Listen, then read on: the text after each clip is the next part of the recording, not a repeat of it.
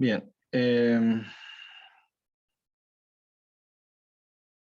Esto es lo que subyace básicamente a la,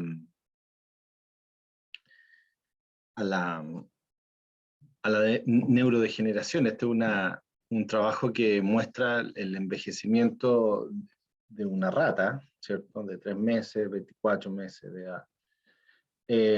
Y esta alteración o esta disfunción neuronal le pasa la cuenta obviamente a la parte conductual del animal. Con la edad, entonces, esta merma o esta pérdida de dominio dendrítico no es gratis, tiene consecuencias deleterias, obviamente, para el sujeto, y como ustedes bien lo decían en la primera parte, se nota que hay una merma de capacidades cognitivas, como por ejemplo, una de las que más se nota, la falta de memoria, a corto o largo plazo, ¿cierto? Lo que vimos en el trabajo anterior, ¿cierto? Que era la capacidad de recordar eventos a largo plazo, de memoria de trabajo, por ejemplo. Y es el tiempo entonces de conversar un poco de enfermedad de Parkinson. Quizás para nosotros los kinesiólogos la enfermedad de Parkinson sea uno de los desafíos más relevantes en términos de tratamiento, porque como dice esta diapositiva, es una enfermedad que hasta ahora resulta ser una enfermedad neurodegenerativa incurable, de curso progresivo, irreversible, sustentado o le subyace el daño en neurona dopaminérgica, la sustancia gris de la pars compacta. En neuronas que sobreviven hay inclusión de alfa-sinucleína conformando cuerpos de Lewy y haciendo una patología que conocemos como demencia por cuerpos de Lewy, y obviamente hay un déficit motor importante. O sea, los pacientes que cursan con Parkinson, con diagnóstico de Parkinson, también tienen un daño cognitivo asociado, ¿ya? Y es desafiante para nosotros, puesto que basamos nuestra terapia en que los sujetos puedan entender y comprender algunas indicaciones básicas de nuestro tratamiento. Y esto es lo que se va progresivamente perdiendo a medida que uno va avanzando en la terapia con el paciente, ¿cierto? Y es por eso que hay, en algunos casos, se pregunta si lo que nosotros estamos haciendo va a revertir el cuadro. Y la verdad es que la patología tiene una evolución que, a pesar de los buenos intentos farmacológicos y quirúrgicos, como vamos a ver a continuación, que son, en algunos casos puede resultar muy espectacular, sigue siendo una enfermedad de curso irreversible, de una sola vía, o sea, hacia la neurodegeneración, o sea, a acentuar más esto que nosotros hemos graficado aquí con el ejemplo de la ratita. El circuito nigroestriatal es el foco de atención actual, pero no solo el único, ¿eh? Proteínas como alfa-sinucleína son target terapéuticos que posiblemente tengan un futuro muy promisorio dentro de los próximos años. Hay incluso iniciativas chilenas que han avanzado en este sentido. No sé si ustedes recuerdan por ahí, a lo mejor son muy jóvenes, pero una película que se llama Volver al Futuro, ¿cierto? Uno de los protagonistas, o el protagonista principal, Michael Fox, es una persona que actualmente presenta esta enfermedad y tiene él una fundación que destina muchos recursos económicos a la investigación de la cura de la enfermedad de Parkinson. Y uno de esos centros que fue beneficiado de algunos recursos económicos por parte de la fundación de Michael Fox fue precisamente un grupo chileno que trabaja en la Universidad de Chile, cuyo centro o la propuesta que ellos tienen es ir a atacar precisamente a la alfa-sinucleína para evitar, entre otras cosas, la acumulación de cuerpos de Lewy y evitar con ello la progresión de la enfermedad tanto en aspectos motores como cognitivos, ¿ya? Entonces, de punto de vista kinésico, actualmente lo que nosotros podemos hacer es ir a, y en esta fisiopatología básica que aparece acá, es ayudar a que este sistema tenga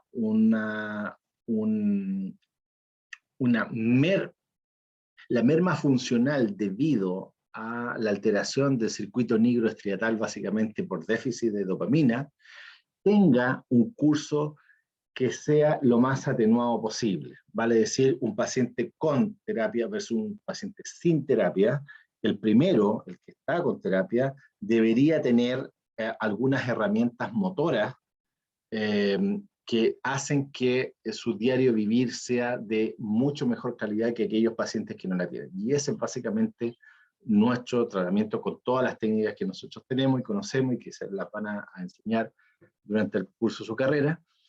Pero en definitiva no estamos en condiciones de aportar una terapia que sea curativa, ¿ya? Sino más bien paliativa al curso inexorable que tiene la enfermedad de Parkinson, que vamos a ver a continuación. Entonces esto está centrado en la sustancia negra, la parte, como decíamos, la parte compacta, ¿cierto? Tiene, además de estar involucrada la dopamina, hay una merma importante. Recordemos esto, recordemos que la neurodegeneración va mermando la población de neuronas disponibles para de ese circuito en particular. ¿De qué circuito en particular? En el caso de la enfermedad de Alzheimer, del nigroestriatal, de la sustancia negra al estriado, ¿cierto? Y este circuito, que es básicamente dopaminérgico, está involucrado en la generación de movimiento, en la iniciación del movimiento. Por eso es que estos pacientes, cuando uno los ve, parece que están con el freno humano puesto, porque la iniciativa del movimiento es como ellos parten caminando, por ejemplo, que es lo más grueso que nosotros evaluamos, ¿cierto? Está enlentecida, ¿cierto? Estas neuronas transmiten la dopamina hasta la zona del cerebro que controla el movimiento y el equilibrio. Las neuronas transmiten la dopamina a través de sinapsis, como ustedes lo saben, esto es muy básico lo que estoy mostrando acá. Se empieza a acumular y a hacer una función excitatoria la acetilcolina, y por lo tanto la vía directa e indirecta del movimiento, la primera con serotonina y la otra con dopamina, se ven alteradas, hay una alteración de concentración y por eso empieza a predominar ¿cierto? Una función excitatoria, y la dopamina en equilibrio con la acetilcolina controla este movimiento en condiciones normales. Cuando baja la dopamina producto de la merma de neuronas dopaminérgicas, es cuando empieza a aparecer el fenómeno que conocemos como alteración del movimiento o esta agitación motora. Cuando está diagnosticado, cuando a nosotros nos entregan un paciente diagnosticado con enfermedad de Parkinson, se estima que el 80% de la población dopaminérgica, de neuronas dopaminérgicas nigroestriatales, está mermada. Vale decir, ya ha ocurrido una neurodegeneración de este estilo a nivel del circuito nigroestriatal. Con el 20% de neuronas remanente es con la cual médicos, terapeutas, kinesiólogos, psiquiatras y todos los que conformamos el equipo para el tratamiento integral de estos pacientes tenemos que verlo. O sea, tenemos que asumir que entre un 20 y un 25% de las neuronas nigroestriatales están funcionando y con ese pool es el que uno tiene que ir funcionando. No olvidar esta definición que es neurodegenerativa y que es progresiva. Vale decir que estas 20% de neuronas que en un momento dado, diciembre del año 2021, se diagnosticó con enfermedad de Parkinson, al curso de un año, vale decir, en diciembre del 2022, diciembre del 2023, y usted va contando años a años, ese 20%, obviamente, dado que es una enfermedad neurodegenerativa de curso progresivo, es esperable que vaya mermando también. Y una de las primeras cuestiones que acusa recibo de esa merma de este 20% indemne son los ajustes que se hacen desde el punto de vista de la farmacoterapia. Quiero que me digan si van a ver la animación. Están viendo este señor que está acá, es una reconstrucción, es una simulación. Este señor es una persona que se contrata para que haga la marcha del paciente en cuestión, en este caso un paciente con Parkinson. ¿La están viendo en este momento? ¿Se ve bien? ¿Se Sí, ve claro? profe. Ya. Sí, Yo profe. voy a poner play y por favor que alguien se quede con el micrófono abierto para ver si me dice que está viendo que se mueva. Sí, profe, Va a se estar mueve. está sin audio. Él está conversando, pero yo intencionalmente la coloqué sin audio. Entonces, yo les voy mostrando lo que ocurre acá. Los pacientes con Parkinson generalmente son pacientes, como les decía yo, que tienen una dificultad en la iniciación del movimiento dado este componente de merma de neuronas nigroestriatales dopaminérgicas. Entonces, una de las primeras compensaciones que hacen nuestros pacientes es una inclinación de tronco hacia anterior, una disminución de la base de sustentación y, como vamos a ver acá, un acortamiento del paso, ¿ya? De la longitud del paso. Hay un temblor de las extremidades superiores también, que es muy notable en algunos casos, especialmente cuando los niveles de L-Dopa, que ya vamos a ver el detalle de eso, empiezan a mermar en el plasma. Una vez que se le da al sujeto y entre dosis y dosis, puede que en las últimas horas, cuando ya viene la segunda dosis del medicamento, podemos encontrarlo en esta situación. Incluso también hay el diagnóstico tardío se hace con pacientes que presentan este déficit motor tan acusado como el que vamos a ver acá.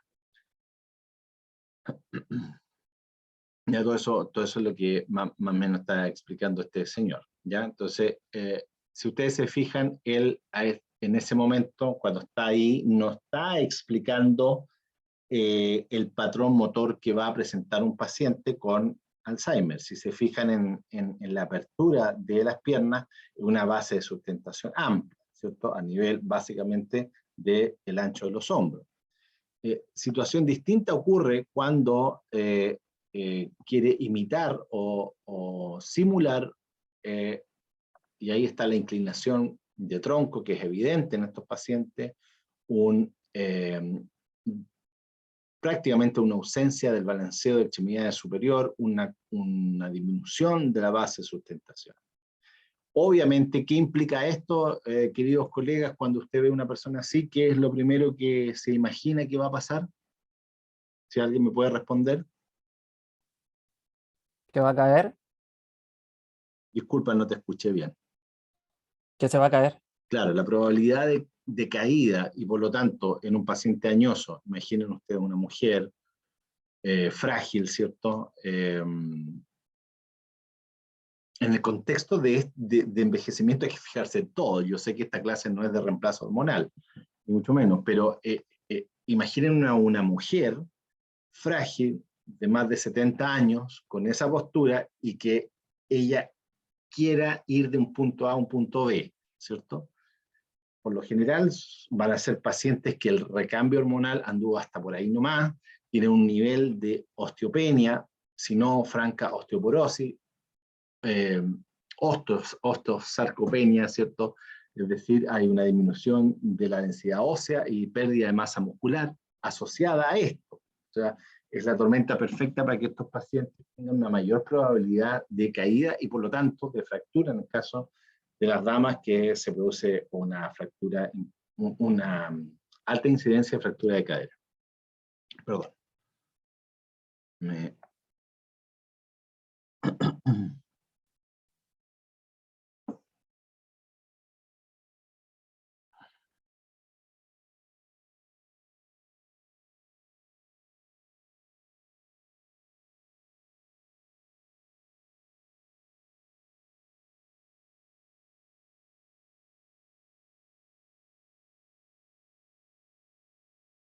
dificultad para iniciar el paso, ¿cierto? Se van inclinando cada vez más, el paso es corto.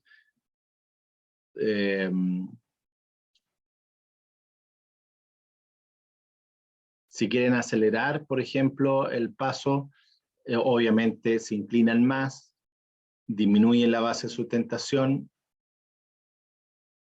y ahora cuando quieren girar, se viene el problema más acusado, más agudo, ¿cierto? Es un movimiento en bloque, no hay disociación de cintura escapular ni de cintura pélvica, sigue la inclinación, se dan cuenta que el temblor lo único que hace es empeorar el cuadro y el riesgo de caída es básicamente inminente, ¿cierto? Un tratamiento que existe para esto es ir con un tratamiento quirúrgico que va a hacer un deep brain stimulation. Básicamente es una estimulación eléctrica en la profundidad del cerebro, donde a nivel del circuito nigroestriatal, y le dan unos bursts, y con esos bursts eléctricos aumentan la secreción de dopamina en el nigroestriatal, y los pacientes tienen recuperaciones francamente espectaculares. El punto es que eso sigue siendo un tratamiento paliativo, sintomático, con el principal síntoma, que es la dificultad motora y la iniciación del movimiento, pero requieren de intervenciones consecutivas, hacen recidivas, ¿cierto? En los mejores casos que están reportados, al cabo de 2 años y medio, 3 años, ¿cierto? Necesitan una nueva intervención, generalmente no se hace porque es muy riesgosa, el paciente ya ha acumulado años, hay que ver el contexto también de los pacientes, en algunos casos esta mejora sustantiva también los envalentona, los empodera, y hay sujetos que también han cambiado mucho sus estilos de vida, han hecho cosas que antes no hacían, y por lo tanto al segundo intento de una cirugía, por lo general, estos pacientes se encuentran en condiciones muy distintas a la primera intervención. El otro tratamiento, y que va a estar más a la mano de ustedes cuando egresen, ¿cierto? Es difícil que nosotros encontremos pacientes que están tratados con Deep Brain Stimulation. Generalmente ellos incluso desestiman los tratamientos basados en terapias conservadoras como las nuestras. Pero estos pacientes que están medicados, los pacientes que están con tratamiento farmacológico, con L-Dopa o con levodopamina, son pacientes que nos llegan comúnmente para rehabilitación. Y vamos a conocer un poco de este tratamiento para el Parkinson basado en una aproximación farmacológica, y esto está dado sustancialmente porque nosotros entendemos que hay una disminución de la dopamina, y ¿cuál es la estrategia farmacológica? Aumentar la cantidad de dopamina. Tal como lo hace la estrategia quirúrgica, la dopamina también trata de hacer lo mismo. El core, entonces, del entendimiento de este tratamiento es que hay una disminución de la concentración de dopamina a nivel del circuito nigroestriatal.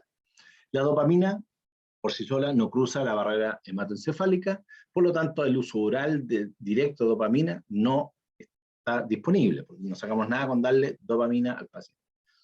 Lo que hacemos entonces es conocer un poco de la química cerebral, de cómo se produce la dopamina, y para eso tenemos que conocer que hay una sustancia, un aminoácido, que es la tirosina, que es descompuesta por tirosina hidroxilasa y convertida en levodopa. Administrar más tirosina no incrementa la dopamina porque hay una enzima que la degrada, y por lo tanto hay que tener cuidado con eso. La levodopa es un aminoácido de cadena larga que está presente en algunas, la dopamina está presente en algunas legumbres. Podríamos aumentar por vía de la dieta, pero tiene un primer paso por el hígado que hace inviable esto, porque obviamente tiene un metabolismo muy alto. O sea, tendríamos que comer una gran cantidad de legumbres o concentrados de legumbres. Entonces, eso es lo que no se hace. ¿Ya? Entonces, conozcamos un poco de qué le pasa una vez a la levodopa formada. ¿Qué le pasa? Se va al estómago, y aquí en el estómago se puede enfrentar a 2 escenarios: uno que acelera su metabolismo a través de los procinéticos, y un retardo. Recordar que esto está en el escenario de pacientes que tienen polifarmacia, por lo tanto podría haber un anticolinérgico, comidas abundantes proteicas o constipación en el caso de adultos mayores, muy, muy importante. Pasa al intestino delgado, por sistema portal va al hígado, entra a la circulación, ¿cierto? Debería entrar al cerebro en concentraciones más o menos normales y ser útil ahí. El punto es que en estos pacientes la entrada al cerebro es mala, tiene dos pasos importantes y dos mermas importantes, uno es al músculo y otro a los glóbulos rojos. La levodopa en su conversión a dopamina pasa por dopa de carboxilasa, que la metaboliza en dopamina, y la levodopa en el torrente sanguíneo puede encontrarse con inhibidores de dopa de carboxilasa, de hecho se encuentra, ¿cierto? Y este metabolismo de la levodopa también ocurre a nivel renal, muscular e hepático, donde la COMT, ¿cierto? Transforma a 3-O-metildopa y aumenta sus concentraciones, se genera levodopa y la levodopa no puede entrar al cerebro. ¿Qué hacemos entonces? La dopamina que circula en el plasma luego de la acción de la dopamina descarboxilasa sobre la levodopa produce múltiples y frecuentes efectos, como por ejemplo estimula el área postrema, el centro del vómito en el bulbo, en el troncoencéfalo, por lo tanto hace intolerable el tratamiento con levodopa. ¿Ya? Hay que recordar que la levodopa se metaboliza a dopamina en el estómago. Entonces, solo el 30% de la dosis administrada será encontrada a nivel sanguíneo. ¿Ya? Por este motivo, se requieren, ¿qué cosa? Inhibidores de esta enzima que hace el cuello de botella. O sea, se requieren inhibidores eficientes de esta enzima, de DDC. Y es por eso que los tratamientos actuales, aparte de dar levodopa, están dando un inhibidor de la enzima para que las concentraciones de levodopa aumenten. Por lo tanto, la levodopa atraviesa la barrera hematoencefálica, se transforma en dopamina y es encontrada también con dos importantes enzimas, monoaminoxidasa y COMT, y es de vuelta, ¿cierto? Y es transformada y es ingresada al sistema para la utilización por el nigroestriatal. Este tratamiento farmacológico a nosotros nos ayuda mucho. ¿Por qué? Porque estabiliza al paciente. Esta concentración en plasma tiene aproximadamente 15 horas y dependiendo de los pacientes hay un ajuste del medicamento que es muy sensible.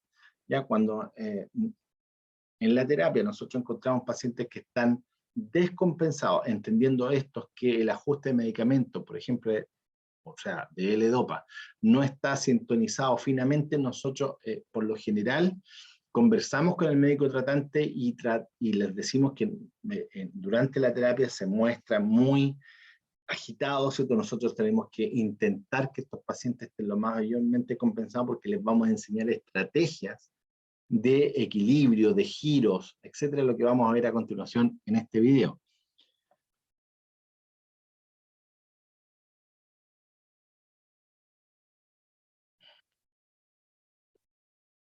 Esta técnica, esta técnica que vamos a ver acá está basada en un hallazgo que accidentalmente se produjo hace algún tiempo atrás, que consistió en colocarle audífonos a los pacientes para que escucharan una música de su agrado.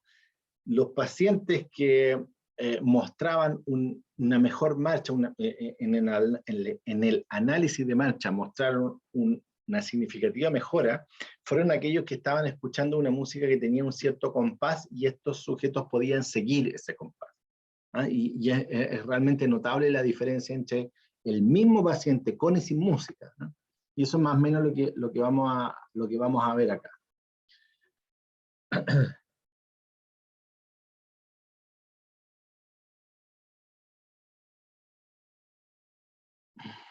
Ustedes no escuchan eso, ¿no? Lo que está hablando ella. No, profe, no se escucha. Ya, da lo mismo, se está presentando el centro que tiene y cómo lo van a hacer. ¿Ah? Entonces, lo que vamos a ver a continuación es un paciente con Parkinson real y algunas técnicas que usan en Europa fundamentalmente, son unas guías europeas y que nosotros también usamos acá. Si se dan cuenta,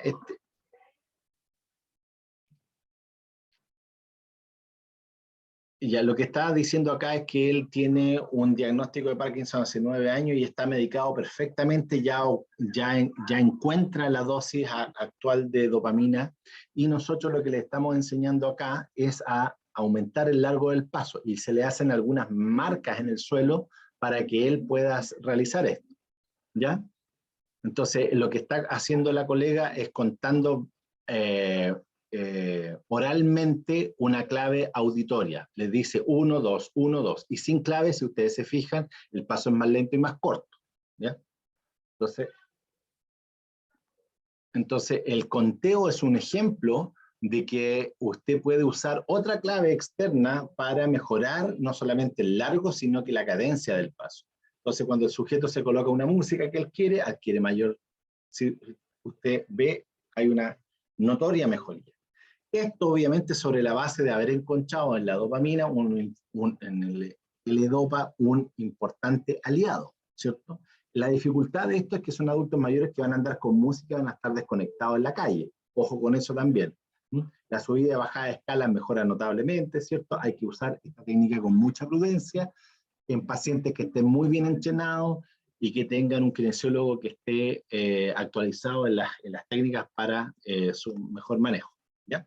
No sé si les queda alguna duda, vamos a pasar al Alzheimer. Quiero hacer aquí un pequeño alto para ver si hay consultas, preguntas, dudas, comentarios. ¿Alguien ha visto pacientes con Parkinson así, aunque no los obviamente no nos están chatando, pero vecinos por ahí que nos puedan comentar alguna cosa? Profe, Sí. yo tengo una consulta. El temblor de intención que se genera, es decir, ¿por qué se genera si supuestamente no hay dopamina en el cuerpo? Bueno, esa es una de las paradojas que tiene la. Esto fue descrito por el señor Parkinson, que fue un neurólogo que describió que había una rigidez con temblor. Y esto puede parecer contradictorio. Los movimientos parkinsonianos asociados a esta rigidez inicial que fue descrita es por este desbalance que yo estaba mostrando acá. No sé si lo. Este es un desbalance dopamina acetilcolinérgico. Cuando usted encuentra un paciente con estos temblores que usted relata, el control de la vía directa e indirecta del movimiento es la que no está sincronizada totalmente. Hay un efecto excitatorio serotoninérgico sobre la vía dopaminérgica. Entonces, por eso es que se producen estos temblores. Pues una consulta, eso también tenía que ver, parece, con los receptores, ¿no? Porque parece que en los de Parkinson se había afectado en los receptores de tipo 2, de D2, de dopamina 2. Y me Claro, parece que en la de Huntington eran los receptores de la 1. hay una pérdida selectiva de receptores dopaminérgicos, porque, a ver, lo que está en cuestión acá, o lo que está involucrado acá, es la pérdida sustantiva de unidades nigroestriatales que son encargadas de el movimiento, la iniciación del movimiento. Entonces, cuando hay pérdida del sustrato, también hay pérdida en este caso de dopamina, hay una merma también de receptores tipo 2 de dopamina que hacen que el efecto excitatorio serotoninérgico aumente y por lo tanto hay un aumento de la frecuencia del movimiento.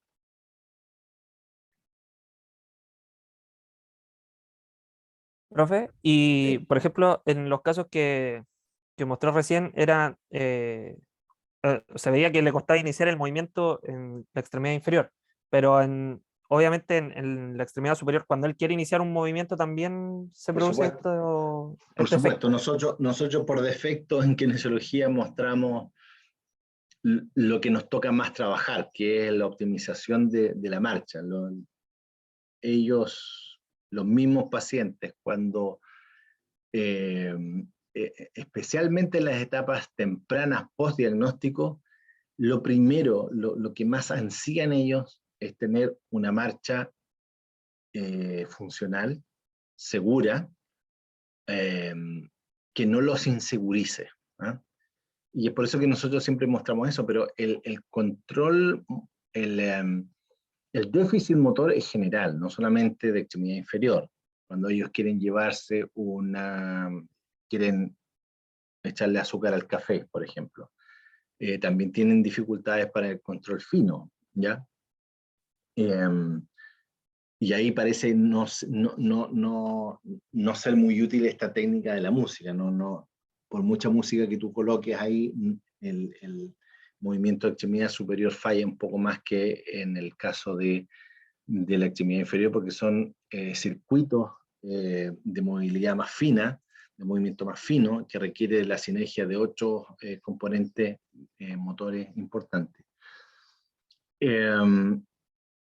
Si ustedes observan bien un paciente con Parkinson en las fases iniciales post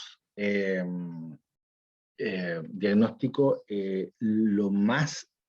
lo que más cuesta es llegar a establecer una dosis de su medicamento que le permita al sujeto repasar con nosotros aquellos hitos motores y engranajes motores que le van a servir para desarrollarse en una vida relativamente normal asociada a su patología. En el caso de lo que mostré en este video, de este señor que escuchaba música, él lleva 9 años post-diagnóstico, ¿cierto? Tiene un entrenamiento motor bastante avanzado. Esto de que se coloque la música e inmediatamente empiece a mejorar su marcha también se debe al trabajo previo que se ha hecho con tendiente a que, desde el punto de vista cognitivo, entienda de qué se trata. Aumentar el paso, la frecuencia del paso, aumentar el largo del paso, explicarle hitos de la marcha frente a un espejo, por ejemplo, mostrarle videos de qué es cadencia de brazos, a qué entendemos por alternar el brazo derecho con la pierna izquierda. Todo volver a enseñar la marcha o a integrar la marcha, obviamente uno se ayuda de elementos como esta cadencia, el contar, por ejemplo, ¿cierto? O que haya una música que esté, generalmente no es la música clásica la que ayuda acá, son músicas que tengan ritmos muy marcados, ¿cierto? Yo tenía una paciente hace algún tiempo atrás que era muy joven, tuvo un diagnóstico de Parkinson antes de los 40 años, por Parkinson familiar, por un gen, por presinilina. Entonces, alfa-sinonucleína, perdón. Y lo que ocurre es que esta niña, a ella le gustaba mucho la música clásica y alguien le dijo que escuchando música podía mejorar la marcha. Y ella pensaba que era la música clásica, ¿no? Y la verdad, cuando llegó a nuestro servicio, nosotros tuvimos que aclararle que tenía que ser la música que a ella le gustara, pero que tuviera una cierta cadencia, una cierta marca con percusión, ¿ya? No es una música tan falta de percusión como la música clásica. Entonces ella eligió unas grabaciones de un grupo que a ella le gustaba, de Brasil, que era básicamente música con harto tambor y percusión, ¿ya? Y obviamente le enseñamos algunas cosas básicas de giros. Por ejemplo, los giros se enseñan siempre siguiendo las agujas del reloj con su pie dominante. En este caso era en la derecha, giro hacia la derecha con amplitud de la base de sustentación, siempre una apertura de base de sustentación acorde a lo que ella tenía y poseía como reeducación previa anterior. Nosotros no nos damos cuenta que nuestra base de sustentación al caminar es amplia comparada con los pacientes que tienen enfermedad de Parkinson, ¿cierto? Entonces, todas estas cuestiones tienen que volver a integrarse al circuito, en un circuito que obviamente está mermando, que está perdiendo conexionado neuronal porque es una enfermedad neurodegenerativa. No sé si hay más dudas. ¿No? Bueno, vamos a pasar a esta segunda enfermedad neurodegenerativa que está causando estragos. Actualmente a nivel mundial es la tercera causa de muerte, acá está como la sexta causa de muerte. Esto ha avanzado a pasos agigantados, dada la expectativa de vida que tienen los sujetos, exceptuando, claro está, en la población de aquellos 5 puntos que nosotros habíamos visto. Generalmente los pacientes centenarios de esos 5 puntos llegan en muy buenas condiciones de salud, en ausencia de patología neurodegenerativa, con cuadros de demencias tipo Alzheimer prácticamente nulos, ¿ya? Yo en algún momento les voy a recomendar que lean un libro, no para la prueba, no para esta clase, que demostró que no todos los cerebros que desarrollan las marcas del Alzheimer desarrollan el fenotipo de la pérdida que le conocemos, de las mermas que le conocemos a los pacientes con Alzheimer. Bien, pero estos son algunos números, no tienen para qué aprendérselos de memoria. Esto es básicamente una pincelada de lo dramático que es la enfermedad de Alzheimer, y la enfermedad de Alzheimer, ¿qué es lo que es en definitiva? Es una demencia, es un tipo de demencia. De hecho, hablamos de demencia tipo Alzheimer. Los costos o las consecuencias de no poder costear la comida por porcentaje de personas, por ejemplo, que es un dato que está puesto por una asociación internacional de Alzheimer, ¿cierto? Muestra que los prestadores de cuidado con enfermedad de Alzheimer, ¿cierto? Tienen una alteración tanto o más dramática de lo que ocurre con los pacientes. Generalmente hay cuadros que están asociados a depresión por parte del cuidador y es todo un caso dramático. Por lo que se aconseja que generalmente el que esté al cuidado del paciente con Alzheimer no sea un familiar directo, ¿cierto? No sea el esposo, un hijo, una hija, etc. Ya porque la merma en términos cognitivos de quien cuida, anímico de quien cuida, es tanto más espectacular que el mismo paciente. Ya, algunas cosas de estadística de incidencia que tampoco se tienen que aprender de memoria, sino que están básicamente mostrados para que usted se haga el cuadro general de esta enfermedad, que es una manifestación en edad avanzada. Algunos la muestran a los 30 años, que tiene que ver con menos del 1%, ¿cierto? Que tiene que ver con el componente hereditario. El gran porcentaje corresponde a esto que llamamos demencia tipo Alzheimer esporádica. La incidencia en un mapa mundi general habla de que China, Japón y amerindios tenían una baja incidencia en menores de 65 años, y las poblaciones caucásicas del noreste de Europa y Estados Unidos tienen una mayor incidencia. Sugiere que pudiesen haber factores como la dieta elaborada de las sociedades más modernas, las que pudiesen estar dando un puntaje al desarrollo de demencia tipo Alzheimer, una cuestión que todavía está en veremos. ¿Ya? Alto índice de demencia está puesto en rojo, y así hasta el más bajo, que está puesto en gris. Si ustedes se dan cuenta, los países occidentales, aquellos que tienen un índice, un ingreso per cápita elevado, como es el caso nuestro, hasta hoy, presentan una alta tasa de prevalencia de enfermedad de Alzheimer, y parece ser que las mujeres tienen una mayor incidencia que los hombres en relación de 12:1, aun cuando esta cuestión se ha ido acercando.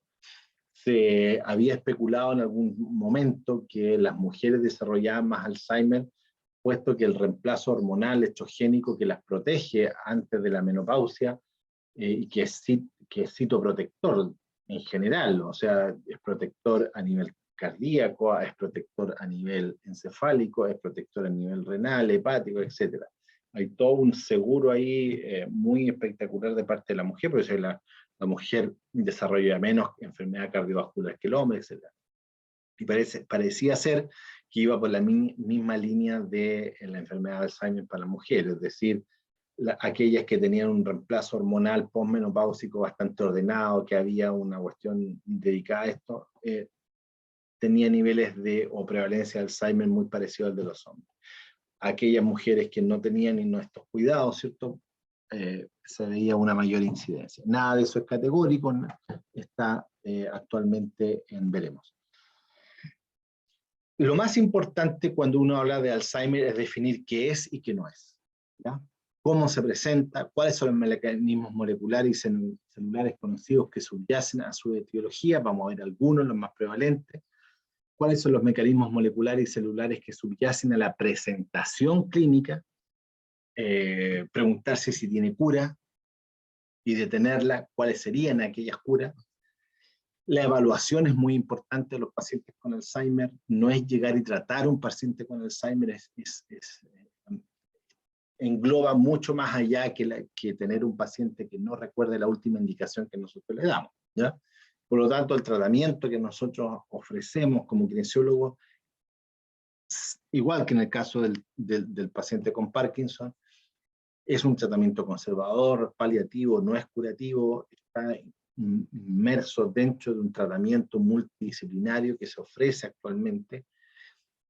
Si yo comparo los tratamientos que actualmente tienen nuestros pacientes con demencia tipo Alzheimer al que recibían 10 años atrás, la diferencia es dramáticamente diferente. Hoy en día sabemos que el paciente con Alzheimer es susceptible de rehabilitación kinésica. Antes se manejaba a nivel médico, ¿cierto? Había mucho tratamiento farmacológico, psiquiátrico, psicológico, pero empezamos a ver, se empezó a evidenciar, ¿cierto? En concordancia con otros países que tenían esto mucho más avanzado que nosotros, de que los pacientes con demencia tipo Alzheimer desarrollan depresión, desarrollan un mayor grado de caídas, un mayor grado de ostracismo social, se tienden a quedar en la casa, a no salir ni siquiera al patio, a la calle, etcétera, porque se empiezan a reconocer vulnerables en las primeras etapas.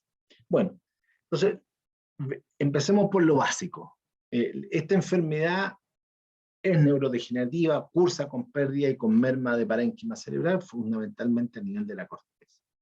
Los síntomas más importantes o cardinales, breves pérdidas de la memoria, cambio de personalidad, como vamos a ver en la historia de esto, que deja muy claro cuando Alois Alzheimer, estudiante de neurología, estaba recién becado cuando se fue a hacer una pasada, ¿cierto? Y vio a la primera persona y la describió y se interesó.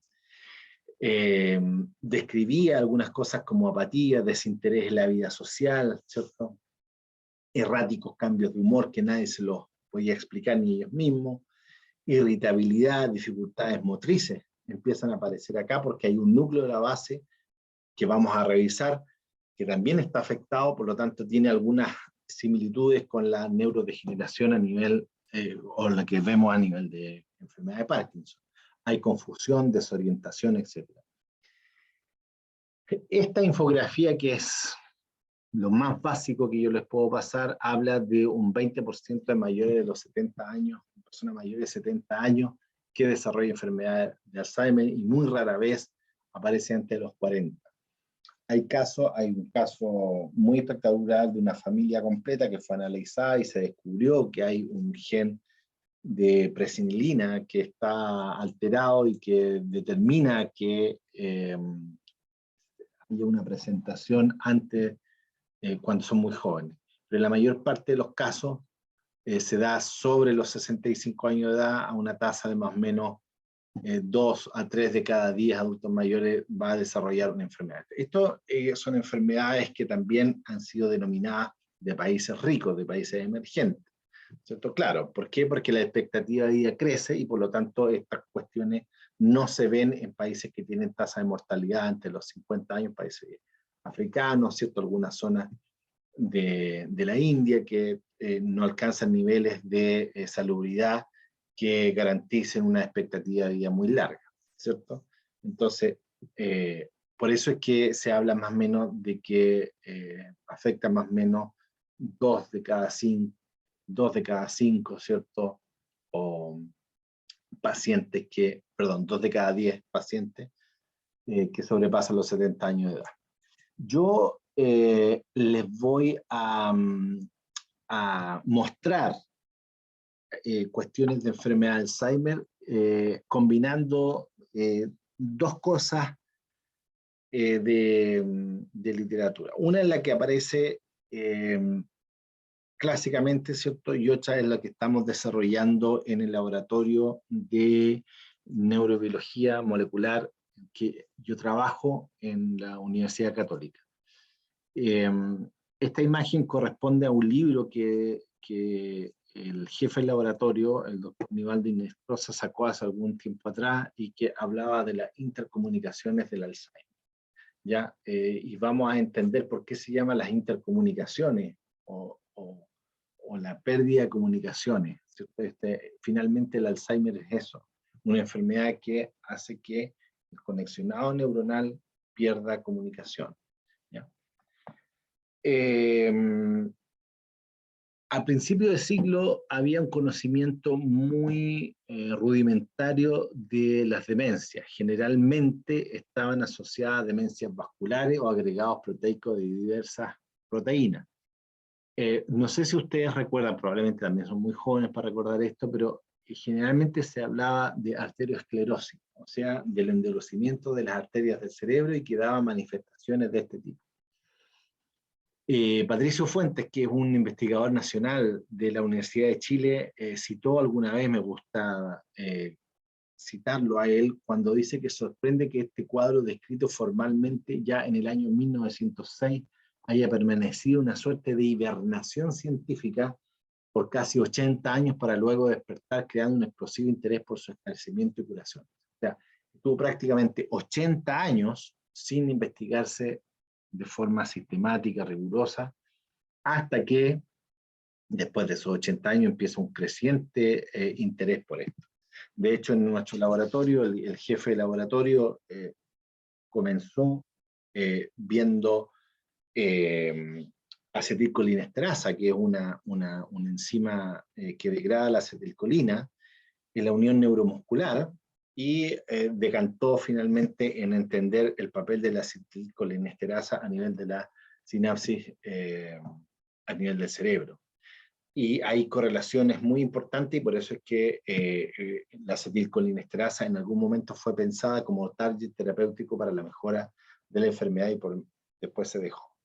Bueno, dentro de los antecedentes, Alois Alzheimer, a quien se le debe, se le da todos los créditos para la descripción de esta nueva patología en el año 1906, publicó un trabajo de un paper de una página y media en la que describía el comportamiento y las características histopatológicas de una paciente en particular llamada Augusta D.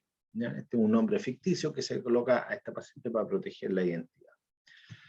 Y esta señora era la que estaba en este asilo de ancianos donde Alois Alzheimer estaba pasando recién por neurología, ¿cierto? En Alemania, y se da cuenta que hay una paciente más o menos con esas características físicas que vemos en la foto, ¿cierto?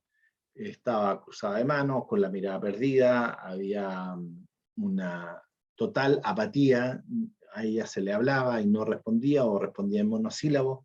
Cuando se le daba indicaciones básicas, hacía algunas cosas, otras no las hacía, y a él le llamó poderosamente la atención, ¿ya? Esto fue en el año 1906, en el año 1907, y el transcurso de los estudios que estaba haciendo Alois Alzheimer, le hace escribir a la paciente, ¿cierto? Entonces empiezan a ver algunas palabras escritas las que indican una pérdida de la memoria en la escritura.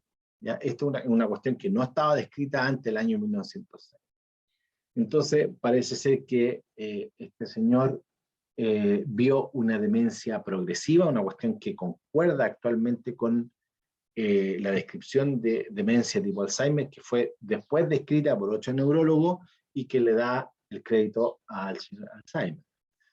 Hoy sabemos que tiene una base genética o hay genes que están presentes para explicar parte de la génesis o la fitopatogenia, o la, perdón, de la patogenia de la enfermedad.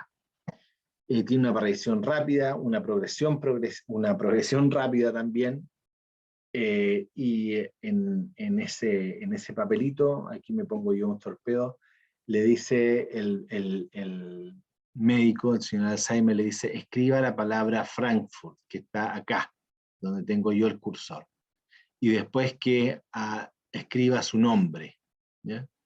Y lo hace varias veces, la palabra Frankfurt, y va perdiendo sistemáticamente con el tiempo la capacidad de escritura. Y se publica este trabajo originalmente puesto en alemán, y que básicamente traducido al español, después de pasarlo por el inglés, sería sobre una inusual enfermedad del córtex cerebral. Así lo tituló Alois Alzheimer su trabajo. Ya es el trabajo que arriba está puesto en alemán. Recién en el año 2016 se viene a traducir este trabajo, un mal agradecimiento también con la contribución de Alzheimer, pero ese es otro cuento. Entonces, Alois Alzheimer siguió el curso clínico de esta mujer, que para efectos prácticos llamamos Augusta D. Inicio de la demencia a los 51 años. Tuvo una evolución de 4,5 años. Dentro de la conducta que describe Alois Alzheimer, términos conductuales ahora, celos delirantes, alteraciones de la memoria, olvidada al camino de regreso a casa, o sea, working memory, ubicación de objetos, ¿cierto? No se acordaba dónde dejaba un objeto, ¿cierto? Y probablemente ustedes hayan recibido quejas de sus familiares de mayor edad que no recuerdan dónde dejan las cosas, ¿ya? Y dice, bueno, no tendrá Alzheimer, que es como lo que está más en boga, ¿cierto? Ahora está muy, muy en boga. Antes decía, ay, no tendré estereosclerosis. Bueno, hay un refrán que sirve mucho para contestarle a nuestros familiares, a nuestros pacientes. Ellos dicen, es que sabe que yo creo que me está dando Alzheimer porque siempre pierdo las cosas, no sé dónde las dejo, y eso no me pasaba antes. Bueno, eso de que no me pasaba antes es bien discutible, pero si uno acepta eso, la verdad es que tiene que hacer un distingo, es separar las cosas y ser bien, bien riguroso para el diagnóstico. Y una de las cuestiones que sirve mucho para recordar esto es este refrán que dice que cuando usted tiene enfermedad o Alzheimer o la enfermedad de Alzheimer es cuando usted, no es cuando usted olvida las llaves o dónde dejó las llaves. Alzheimer es cuando usted mira las llaves y no sabe para qué sirve. ¿Ya? Ahí hay una distinción muy especial, y en ese refrán o en esta cita, ¿cierto? Está la clave para entender que no todas las pérdidas de memoria van a corresponder a una demencia, y menos a una demencia tipo Alzheimer, porque se debe conjugar una serie de cuestiones que vamos a ver a continuación. Entonces, aquí está, yo lo dejé en inglés para que ustedes me crean que esto está sacado del trabajo original de Alzheimer, ¿cierto? Donde dice que hay celos delirantes, rápida pérdida de memoria, se desorientaba incluso en su propia casa, llevaba objetos de un lugar a otro, a veces pensaba algunas cosas que hacían que pudiese atentar contra su vida, etc. Para ir detrás de lo que es, también se analiza el caso después, posteriormente, de Utermohlen, ¿ya? Utermohlen es otro paciente al que se le hace un seguimiento en el tiempo, ¿ah? Y como vamos a ver, Utermohlen era un paciente que le gustaba la pintura. Y fíjense ustedes los autorretratos que él dibuja. Un autorretrato es el retrato de uno mismo visto al espejo, ¿cierto? Generalmente con la técnica del espejo o mirando una foto. Bueno, en 1996, ese era el dibujo que él tenía de sí mismo. Si ustedes se fijan, hay un importante detalle, ¿cierto? Y a medida que va pasando el tiempo, el dibujo se va haciendo dramáticamente más simple hasta llegar al año 2004, años después, por eso hay una pérdida importante. Fíjense lo que logra hacer como un autorretrato. ¿Ya? Increíblemente corresponde a la misma actividad, o sea, se le pide que se dibuje a sí mismo 4 años después. ¿Ya? Esta es la tumba de Guter Molen, otro paciente muy famoso, igual que Augusta D., en el cual se fueron analizando los casos. Aquí más, es más detalle lo que acabo de mostrar, ¿cierto? Un autorretrato de 1965 en pleno uso de sus facultades mentales, y otro del año 1999 de William Hunter Mullen. Esto lo pueden encontrar en cualquier, yo cito ese trabajo que está ahí, donde lo encontré, ¿cierto? Y esto es, obviamente esto tiene una merma muy importante en las personas que están con facultades cognitivas conservadas, ¿cierto? Vale decir, la familia, el entorno familiar sufre mucho cuando los pacientes están en estas condiciones, ¿cierto? Imagínense que este señor es un gran pintor, dibuja muy bien y termina dibujando eso como un autorretrato. Y te lo pasa y te dice, este es mi autorretrato, ¿cierto? Usted le dice, dibújese a sí mismo y le entrega eso. Entonces, para las personas que lo quieren, para el entorno familiar es muy severo. Pero ¿dónde estuvo lo genial de Alois Alzheimer? ¿En qué consistió la prima descripción? No está mal escrito, prima es primera descripción. Y juntó 3 cuestiones súper importantes. Una demencia progresiva, más 2 cambios estructurales de su cerebro. De este 2 desprendemos el 2.1 y el 2.2. Presencia de placas seniles y presencia de ovillos neurofibrilares. Esto fue lo que finalmente consagra a Alois Alzheimer como la primera persona que describe y de forma sistemática los cambios que ocurren en enfermedad de Alzheimer, y aquí es donde ya nos encontramos con las características definitivas para saber qué es Alzheimer y distinguirlo de aquello de que no es demencia tipo Alzheimer. Por lo tanto, usted tiene que recordar que en la parte conductual cognitiva hay una demencia progresiva, tal cual le ocurre a William Hunter Mullen o a Augusta D. Esto no es un cambio de un día para otro, no es que un día estoy bien, 8 días estoy mal, un día pierdo las llaves, 8 días no, esto es progresivo, inexorable, no hay vuelta atrás, no hay mejora, igual que en la enfermedad de Parkinson. No es que este señor hubiese vuelto a dibujar el año 2000 si se lo proponía o con tratamiento, iba a volver a dibujar lo que hacía en el año 96, 4 años atrás. Esto es inexorable. Entonces, ustedes recordarán a este médico que hacía diagnósticos diferenciales, ¿se acuerdan, Dr. House?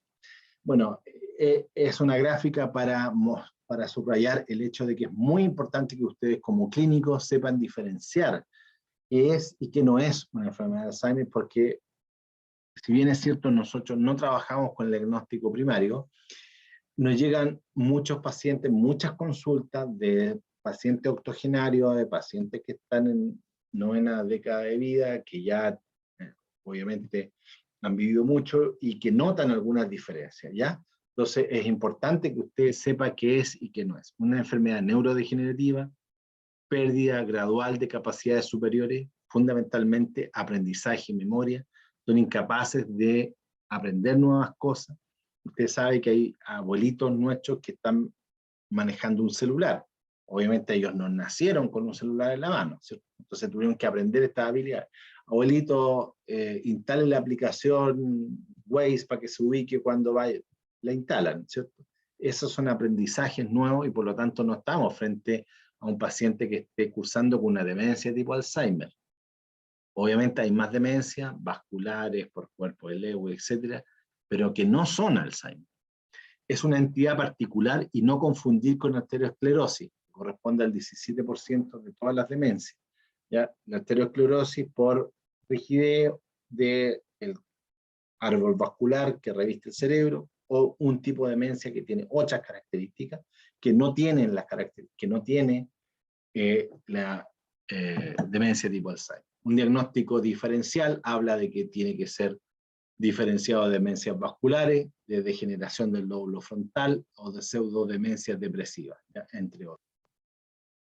Hidrocéfalo normotensivo, hematoma subdural, encefalopatía, meningitis, enfermedad de Jakob-Creutzfeldt, o SLA8, es la que ustedes seguramente han escuchado ahí como la enfermedad de las vacas locas, la encefalopatía tóxica, la demencia por cuerpos de Lewy, que es esta acumulación que se da en los pacientes con Parkinson, etc. 10 que no son Alzheimer. Entonces, es muy importante hacer ese distingo.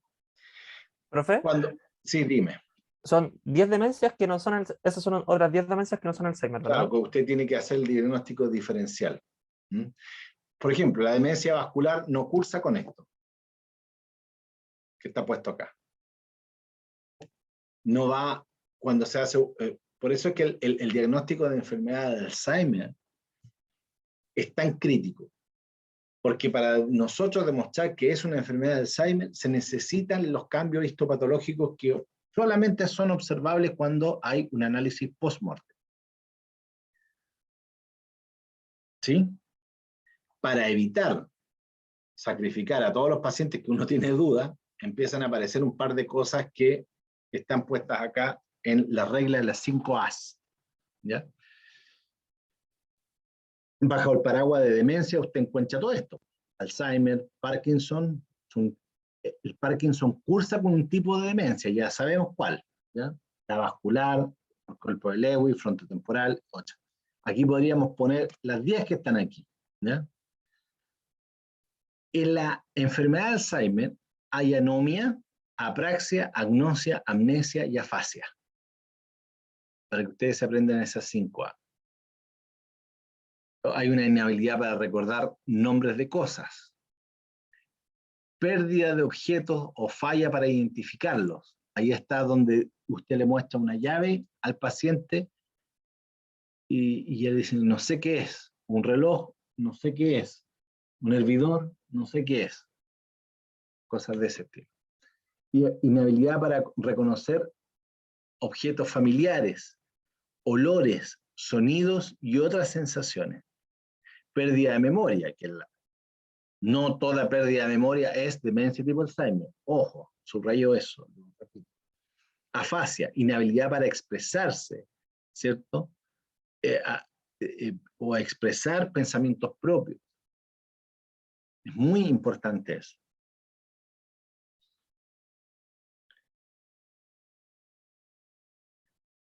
Las etapas clásicas de progresión clínica, ¿ya?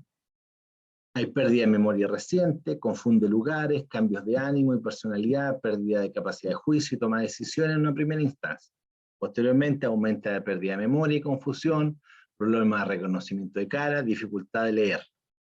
En esta segunda etapa que estoy mostrando acá, esta que estoy destacando aquí con el cursor, no sé si lo ven, no tengo la... No tengo para subrayar. Bueno, pero esta que está acá. Se acompaña también de mucha frustración de los pacientes. Hay un enojo, ¿ya? Una irritación, ¿ya? Son pacientes muy lábiles emocionalmente. Lloran, se frustran.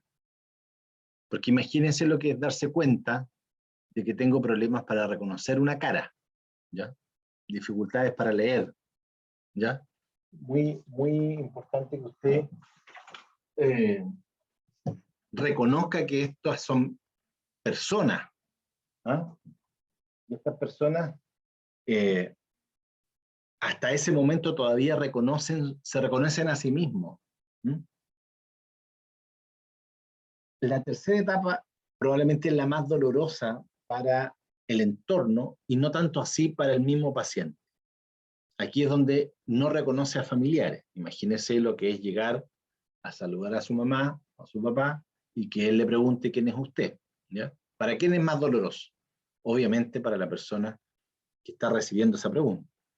Hay una autonegligencia, una pérdida del self, que se llama, de no me miro al espejo y no me reconozco, una pérdida de habilidades comunicativas. Entonces, por eso es que se tiende a aislar. ¿Para qué van a ir a una reunión social si no entiende lo que se está hablando? ¿Cierto? Recordé acá lo que está pasando ahí con las 5As. No es capaz de seguir una conversación, no es capaz de iniciar una conversación, no es capaz de expresar sus propios pensamientos. Entonces ahí empieza este ostracismo, hay depresión, concomitantemente con eso, los familiares se empiezan a frustrar también, hay problemas familiares asociados, etc. Bien, antes de ver la fase, voy a hacer un break de otros 10 minutitos de aquí a las 4:30. ¿Les parece bien?